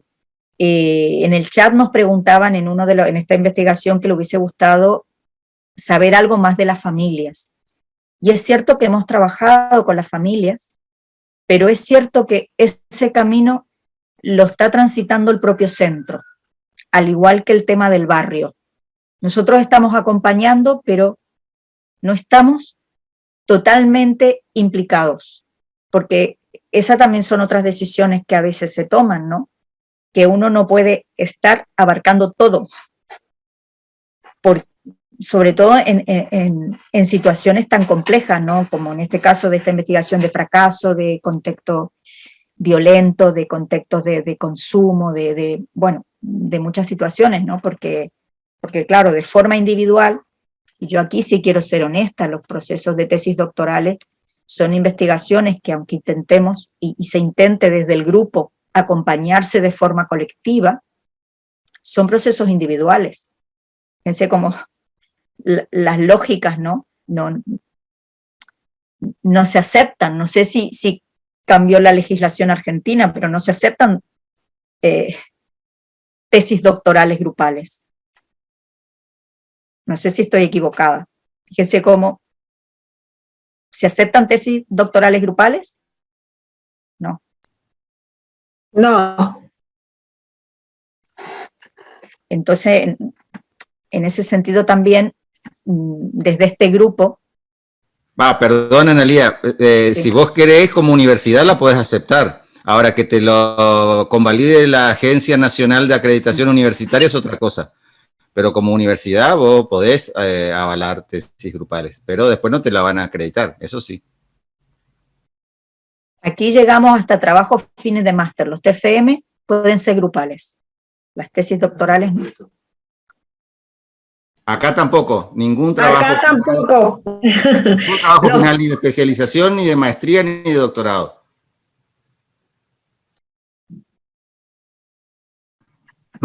Incluso, Ana, las compañeras de Ciencias de la Educación recordarán que en el último proceso de revisión de planes de estudio que desarrollamos en todas las carreras de la facultad, apareció fuertemente la demanda de los mismos estudiantes de la licenciatura, porque tampoco nosotros habíamos advertido esta cuestión de proponerles tesis de grado individuales. Entonces ellos veían claramente la contradicción y decían, los grupos, los equipos de investigación acreditan más fácilmente que un proyecto individual. Se habla de grupos de investigación y a nosotros nos piden tesis individuales. ¿Cómo será para otras carreras mientras nosotros estamos pensando la educación, lo humanístico y demás? Caemos en esas contradicciones, lo difícil que es para personas que están en otras disciplinas. Sí, incluso para las acreditaciones, este tipo de historias académicas, se penaliza los trabajos colectivos. Es decir, más de un número de autores empieza ya a penalizar y a descontar puntos, ¿no? Y de hecho, y algunas disciplinas, incluso más de 2 autores en un trabajo no es admisible, ¿no? En la Esas son las aquí en España. Sí, perdona. Sí, esas son las contradicciones, Nacho, de las que yo, porque en realidad otra vez volvemos a un trabajo individualizado, solitario, en que uno lo puede transformar en colaborativo y poder trabajar con otros y qué es lo que hacemos por ahí y lo que ustedes están promoviendo ahora mismo con las tertulias, pero con el muro para que de alguna manera nos ayudemos, veamos, pero en realidad los doctorados siguen siendo un trabajo en solitario, o sea, pero porque la lógica te impone que sea así, no porque uno quiera que sea así, como decía recién Carlos, por ahí las universidades pueden querer otra cosa y resulta ser que después la agencia de acreditación te dice, no, así no acreditamos. Claro, esa es la situación. Entonces, ahí es donde tenemos que ser estratégicamente inteligentes, ¿no? Para poder establecer pautas que permitan sostener lo importante. O sea, los principios del trabajo colaborativo, de un tipo de discurso ético como este que planteamos y demás, siendo estratégicamente inteligentes para colocarse frente a este tipo de prácticas, bueno, de la forma más, digamos, ¿cómo decirlo? Más, bueno, que podamos sortearla, ¿no? En definitiva, ¿no? Porque esta es una de las condiciones para que la academia siga sosteniéndose desde aquellos que sostienen este tipo de modelos de la academia, ¿no? Y lo que no podemos es renunciar a poder estar cambiando las reglas de juego, porque si no, evidentemente, no estamos perdiendo las posibilidades que hay de poder implementar, de llevar a cabo otro tipo de proyectos, cambiar las relaciones, cambiar la construcción de otro conocimiento, etcétera, etcétera, ¿no? Entonces, yo creo que este es importante y yo coincido aquí con algunos autores, la forma de resistencia que producimos para poder contravenir ese tipo de prácticas, ¿no? Siendo estratégicos, insisto, en la forma de poderse oponer y pelear contra ellas, ¿no? Pero no es fácil, evidentemente. Porque en todas las cosas, bueno, cuando decimos investigación horizontal, como planteaba creo que María Carmen Ante o María, no me acuerdo, o Marisol, no estamos hablando de que ya a partir de mañana todos somos horizontales aquí, ¿viste? Estos son procesos, es decir, en unas líneas que hay que ir trazándose, tenemos que tener claro cuál es el objetivo. Porque la respuesta que le daba yo a Carlos en el foro iba por ese lado, pues, ¿cuál es el sentido? Y es donde tenemos que ser claros en cómo vamos dando pasos, pero evidentemente de un día a otro no voy a acabar con las relaciones de poder dentro de la academia o las relaciones de poder que yo como académico establezco con la gente con la que investigo, o etcétera, etcétera, etcétera. O sea, esto no lo hago de noche a la mañana porque la sociedad tiene ya culturas establecidas muy fuertes en todos esos ámbitos.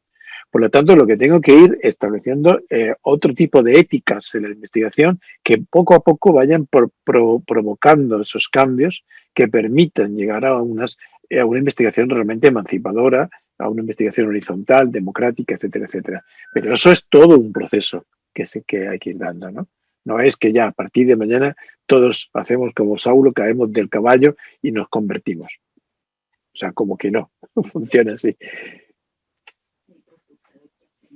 ¿Qué propusiste? Bueno, la tertulia se desarrolló de otra forma como la habíamos pensado, pero en estos últimos 15 minutos, también un poco pensando, como no todos han hablado, alguno por ahí vino con la tarea muy hecha y no ha dicho nada, aún. Entonces... ¿Cómo alguno, Analía? Todos vinimos con la tarea muy hecha. ¿Cómo alguno? Perdón. ¿Qué quiere decir eso? No, nada, esos son los estereotipos de los alumnos que una tiene. Sincero, ¿Queda alguna duda de que todos hicimos los deberes? No, por favor. Perdón. Bueno, adelante entonces, pero Carlos, tú no. Vamos a alguien que no ha hablado. Bueno, hablaste poquito hoy, o sea que sí puedes, pero bueno, alguien más que se anime. No sé, yo los que tengo aquí. María Celeste, Viviana, Analía, Dayana o Dayana, no sé cómo se pronuncia, Ana, Laura Ábalos. Esta es la primera pantalla, Natalia Nava, Viviana, después tenemos la segunda, Nélida, Marlene, Adriana.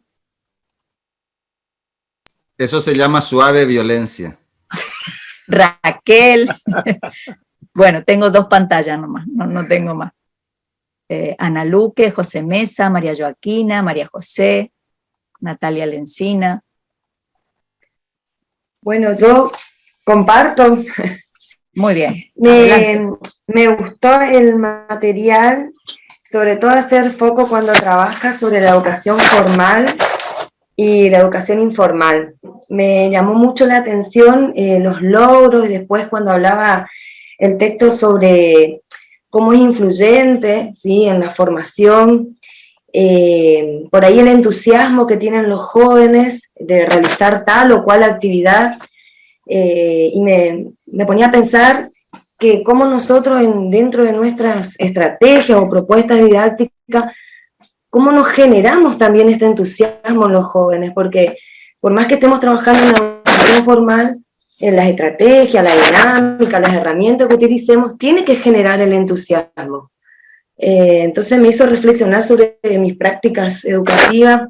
Bueno, yo soy profesora de biología, o sea, tengo varios cursos en el nivel secundario enseñando biología, y me vi reflejada en algunas acciones que acá propone en el texto, cuando habla de la parte de la dinámica, de ser más creativo, y nosotros en la educación formal tenemos que promover esto, ¿no es cierto? Entonces, bueno, me hizo reflexionar este texto sobre todo. No sé si a alguien le pasó lo mismo, pero me hizo pensar mucho.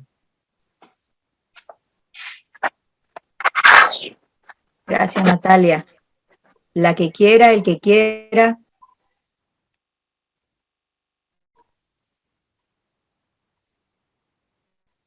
Esto también es importante pensar sobre las lógicas de la participación, ¿no? Porque a veces reforzamos los que siempre participan y hay que animarse. Los textos son muy atrapantes, por ahí no tuve todavía la posibilidad de escribir en el foro, pero hoy recién los terminé de leer, y la verdad que la propuesta, además de pensar en el propio anteproyecto de tesis, a mí personalmente me hace pensar en mis prácticas educativas, o sea, dentro de la enseñanza que tengo, ya sea en el nivel medio o en el nivel superior. Y por ahí, más que nada, ahora, porque nosotros por ahí en la provincia de Misiones estamos en una vocación bimodal, es decir, tenemos burbujas con semanas alternadas, entonces un grupo viene, una burbuja viene esta semana, la otra viene la siguiente, y esa semana que los alumnos no asisten, los trabajos que son asincrónicos tienen que ser por ahí motivadores, o me vi reflejada si bien son términos acá, yo pensaba cómo esto lo podemos traspolar al aula, ¿cierto?, en estas actividades asincrónicas.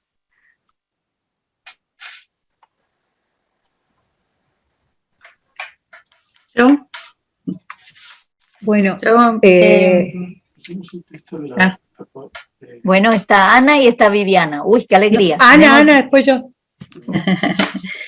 Bueno, el texto que estuve leyendo era del libro de Ecología del Aprendizaje, el capítulo 10, leí, el que habla de aprendizajes emergentes y el compromiso social transformando la universidad desde las comunidades del aprendizaje. Y me quedé leyendo eso, no aporté todavía al foro, porque me interesaba y me da mucha curiosidad ver de qué manera se investiga o se implementa esta manera de investigar en la universidad. En la facultad donde trabajo, es la Facultad de Medicina, o sea, de las ciencias de la salud. Ahí se estudia kinesiología y enfermería, específicamente en la carrera de enfermería estoy. Y todo lo que leo, desde que empezamos con el doctorado, todo lo que leo siempre estoy viendo de qué me prendo para investigar mi tema, que es la evaluación de los aprendizajes en la virtualidad, en la educación superior, ¿no? En la universidad. Entonces, leí las narrativas, los relatos del voluntariado, que es otra manera de enfocar la formación docente, comenzando desde el primer año del plan de estudio, por lo visto, de esos futuros docentes, ¿cómo es? Trabajando con los alumnos, participando, o sea, todo el voluntariado va, así lo entendí, va y participa y colabora con el docente que está a cargo de la asignatura. Entonces, quería ver más allá, a ver si era posible implementar eso acá, y me generó otra curiosidad, que era esos alumnos que estuvieron como voluntarios. Supongo que ya se habrán recibido. ¿Será que hay algún tipo de seguimiento de que si fueron docentes, si son docentes más creativos, tienen otra mirada sobre la educación, sobre la investigación en sí, si hay algo, no sé, algún estudio posterior sobre ese grupo de voluntarios que han participado en esta experiencia? Ana, voy a hacer una respuesta breve y después yo en el foro, porque hay tanto para contar, porque bueno, seguimos con esta investigación. Es una investigación en algunos momentos, pero en realidad es la forma que trabajamos la enseñanza. Es decir, ahora con el tema del COVID se ha cortado un poquito porque las escuelas, bueno, con las burbujas y con todo esto, el voluntariado estuvo un poco cerrado. Entonces nosotros seguimos trabajando. En este momento ya hay maestros y maestras que siguen con nosotros en algunas acciones. Ya son maestros, lo que pasa que para llegar a entrar a un colegio tienen que hacer las oposiciones, bueno, tiene todo un proceso, y es una buena idea lo que estás planteando, ver qué pasa después cuando sean maestros, ¿no? Que esto, mira, no lo habíamos pensado. Sí, siguen trabajando con nosotros, y ahora justamente la semana que viene nos reunimos. Los voluntarios estamos hablando de por lo menos los últimos 10 años. Algunos están trabajando directamente con nosotros. Pablo, un compañero que es profesor ahora en la universidad y que comenzó la carrera con nosotros y continúa, ¿no? Pero hay un gran grupo que sigue colaborando en los centros donde comenzó, aunque no tengan ninguna vinculación ya con la asignatura. Ya tienen una vinculación con los centros. Entonces hay alumnas y alumnos que van una vez a la semana, y en algunos trabajos finales del grado, muchos alumnos y alumnas llamaban a esta experiencia como el practicum cero y el mejor practicum, porque claro, el voluntariado no tiene la normativa del practicum que tienen que ir a una clase. Los voluntarios y voluntarias van a los centros, que son comunidades de aprendizaje, y a otros a colaborar con los centros, con todo el centro. Entonces, bueno, yo después sigo contando, pero es una buena idea lo que estás planteando de ver qué pasa, ¿no? Porque nosotros seguimos en contacto con los grupos. Y bueno, después también te comentaré algo sobre la evaluación. Yo para darle paso a Viviana, y si alguien más quiere participar. Bueno, gracias. Sí, yo también me hizo mucho ruido esto del voluntariado, porque trabajo en un IES en la localidad de Villa Ángela, y antes de la pandemia habían establecido el equipo de gestión. Ellos llamaban prácticas solidarias, pero se basaban en un proyecto de voluntariado. Ahora, mi reflexión fue con respecto a lo que comentó la colega Natalia anteriormente, que realmente no se los motivó a los alumnos para eso, ni se los motivó a los colegas. Entonces eran como una imposición. Estas prácticas solidarias eran como impuestas no eran motivadoras, no eran, o sea, te obligaban a que cada profesorado, los alumnos de tercer y cuarto año, tengan que hacer algún proyecto solidario y presentarlo en la institución. Pero como esto no se trabajó, no se los motivó, eran proyectos impuestos y realmente lo sentíamos como una carga nosotros. Yo leyendo el proyecto Libertad que comentan en el artículo, y lo comenté, no participé en este foro, participé en el anterior, que realmente me hizo también ruido porque en la institución donde trabajo se volvió a conformar el equipo de investigación educativa. Y este equipo lo están formando para hacer investigaciones hacia el interior. Yo hoy justamente tuve una reunión del equipo de gestión de director y le planteaba qué importante a partir de esto poder mirar hacia la afuera. Nosotros trabajamos con escuelas asociadas y mi anteproyecto de tesis tiene que ver precisamente con los practicantes y cómo sus trayectos de formación los marcan, ¿no es cierto? Y eso se ve reflejado una vez que se reciben. Entonces, yo uniendo todo esto hacía esta reflexión. Tenemos escuelas como las que ustedes describen allí, tenemos escuelas con vulnerabilidad máxima, adicciones, gente que tiene sobredad, mamás adolescentes. Nuestros practicantes van y son islas, tienen que solito enfrentar eso. Y nosotros los profesores de residencia y con el profesor coformador, ir ayudándolos, acompañándolos para que ellos puedan ir solucionando algunos de esos problemas. Yo les planteaba qué diferente sería si empezamos a hacer un trabajo colaborativo. De hecho, yo como directora del profesorado de historia de SIS, yo ya lo empecé a hacer por todo el ruido que viene desde el primer seminario, el segundo ya empecé a trabajar colaborativamente con mis colegas poniéndome en la horizontalidad, algo que realmente no me lo había planteado hasta ahora, sinceramente. Y mi planteo es esto, me parece, de lo que hablaba hoy precisamente el primer autor que citaba Natalia. Primero tenemos que motivar al alumno para el voluntariado, pero segundo, tenemos que generar proyectos de intervención sociocomunitaria. Porque si no, no tiene sentido, o sea, que el proyecto quede en la institución y no salga, es como lo que hablaban hoy del currículum impuesto, no tiene ni un sentido.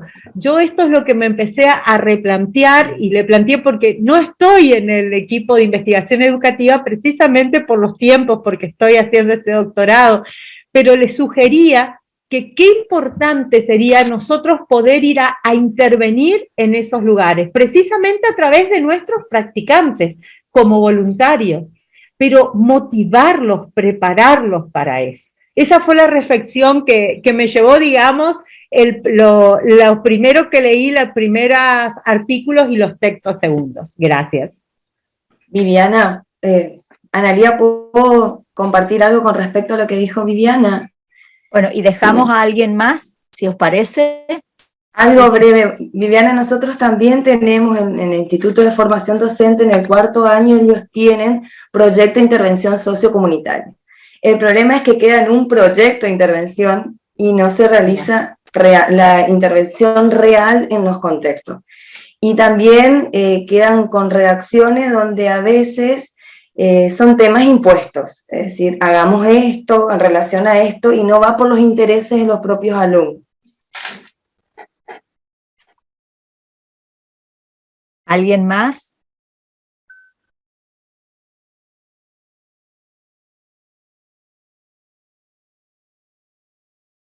Yo te dejo, Carlos, si quieres, porque hablaste poquito. Porque sé que te veo con ganas ahí y te dejo. No, gracias, Analía, gracias. Carlos, no, que tira piedra. ¿Alguien más quiera comentar? No sé si han podido ver los otros dos proyectos, el de Trasmula y el otro sobre la Universidad Rural Paulo Freire, que son otro tipo de proyectos. El de la Universidad Rural Paulo Freire es interesante por algo que hemos estado hablando hoy también, ¿no? Porque justamente es un colectivo que se constituye en una parte de la serranía de Ronda, aquí en Málaga, pues con una idea de, bueno, generar movimiento social, político, cultural, etcétera, etcétera, etcétera, ¿no? Y justamente una de las cosas que en la investigación vamos desarrollando junto con ellos y con ellas es la invisibilidad que tienen en los pueblos como colectivo y las acciones que ellos tienen, ¿no? O sea que ahí hay un elemento interesante, ¿no? De lo que, digamos, en su afán por decir estamos aquí, vamos a colaborar para hacer tal, y luego al final, bueno, parece que estamos en mundos muy distintos, ¿no? Y esto como que forma parte de esto que decíamos hoy, ¿no? Y ahí en esta investigación esto fue uno de los elementos fuertes para este grupo, ¿no? El descubrir o darse cuenta de lo que estaba ocurriendo en cuanto a su presencia real en los pueblos en los que estaban y el sentido que tenía lo que estaban haciendo. O sea, hay todo un proceso ahí de reconstrucción de todo eso. Bueno, a eso lo comentas tú.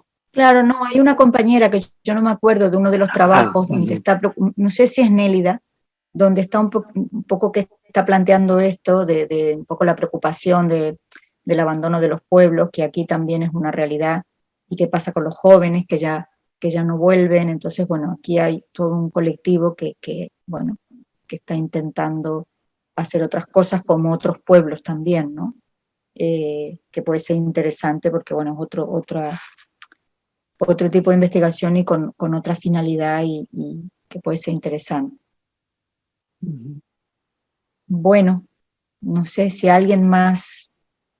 Yo querría nomás decir, de la que al final no quiero hablar tanto tampoco, pero no, ese último trabajo me gustó mucho, no lo pude leer con tanto tiempo como los otros. Me parece para los compañeros también interesante mostrar el abordaje a lo territorial que se hace, que lo trabajamos en el primer curso con Liliana Ramírez, porque es desde esa lectura desde la cual se define el trabajo tanto del colectivo de la Universidad Paulo Freire como de los investigadores. Y algo también que a nosotros los educadores nos cuesta bastante y es entender las vinculaciones que tenemos, que tiene la educación con la comunicación, que es algo que toman seriamente para plantearse el cambio de las representaciones sociales, el cambio cultural para que realmente se dé el cambio social. Me parece interesante desde ahí, más allá desde que por ahí para mi proyecto también aporta algunas cuestiones que tienen que ver con cómo se entienden los aprendizajes de los sujetos, etcétera. Pero en general ese trabajo me parece interesante en términos generales por lo que comenté recién. A los que trabajan en educación rural y tal vez otros también tenemos que tomarlo más en serio, las vinculaciones entre educación y comunicación, me parece.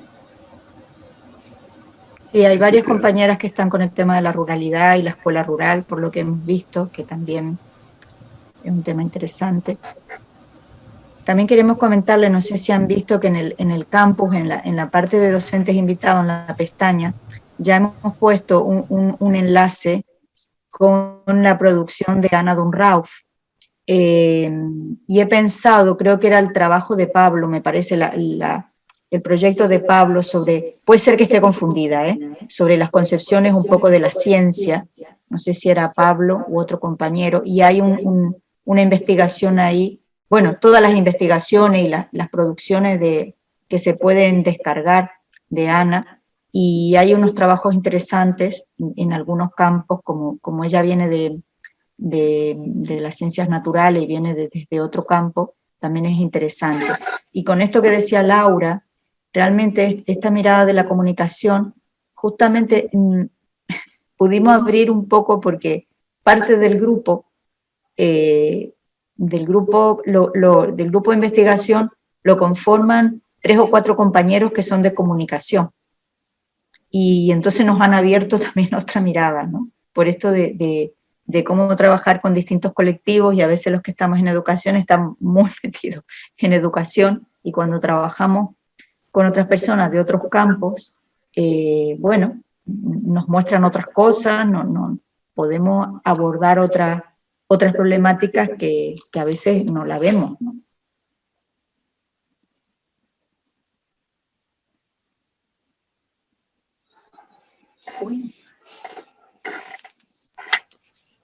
Bueno, sospecho que os queréis ir ya, ¿no? O sea que tenemos tarea para la tenéis tarea. Os hago una última recomendación de lectura, que es un librito que es divertido, además está en forma de cómic, que se llama Los Papalagi. No sé si alguien lo conoce. Los Papalagi. Los Papalagi es el cómic del discurso que hace un cacique somoano que va de visita a Inglaterra, allá por hace ya unos cuantos años, y a la vuelta es el discurso que hace para contar quiénes son los Papalagi, que es el hombre blanco en samoano. Digo, por el tema de cosas que hemos estado hablando hoy.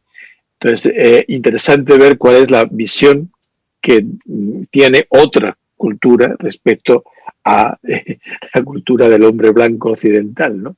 Qué interesante, ¿vale? O sea, que ahí lo recomiendo. Los Papalagi se llama el libro. Lo pongo ahí, Papalagi. Ahí está, ¿vale? Además creo que os vais a divertir un rato si lo leéis. Bueno, y yo también para matizar un poquito de un lado y del otro, porque sé que hay algunos trabajos, creo que el de Fabiana, y hay otros trabajos también que, bueno, otros proyectos, que supongo que por ahí la conocen, pero bueno, esta es la autora, que a mí me cuesta pronunciarla, tiene un librito, tiene varios libritos, pero El peligro de la historia única, que es en realidad una charla TED, que después se publica, Penguin lo publica, pero está la charla TED que son 15 minutos, y realmente es muy interesante porque es un relato obviamente, de una posición y de una clase social, pero también un relato interesante que rompe un poco nuestra posición más occidental, más de blancos o de blancas, ¿no? Y también creo que eso es interesante, y bueno, y yo le agradecí a una alumna porque estábamos trabajando sobre género y ella enseguida sacó ese texto y yo no la conocía, y la verdad que hay otros textos, tiene 2 o 3, muy interesantes para ir también, no sé, creo que desde nuestra tarea, desde nuestro rol como educadores, como educadoras, como profesora universitaria, también hay que ir mostrando con esto que empezamos la discusión hoy sobre los textos, otros textos, ¿no? Yo creo que ese es un compromiso importante, porque bueno. ¿Cómo dijiste el título, Ana? A ver si se ve, es este librito, es muy pequeñito, es El peligro de la historia única. Gracias. No se ve, la cámara está un poquito.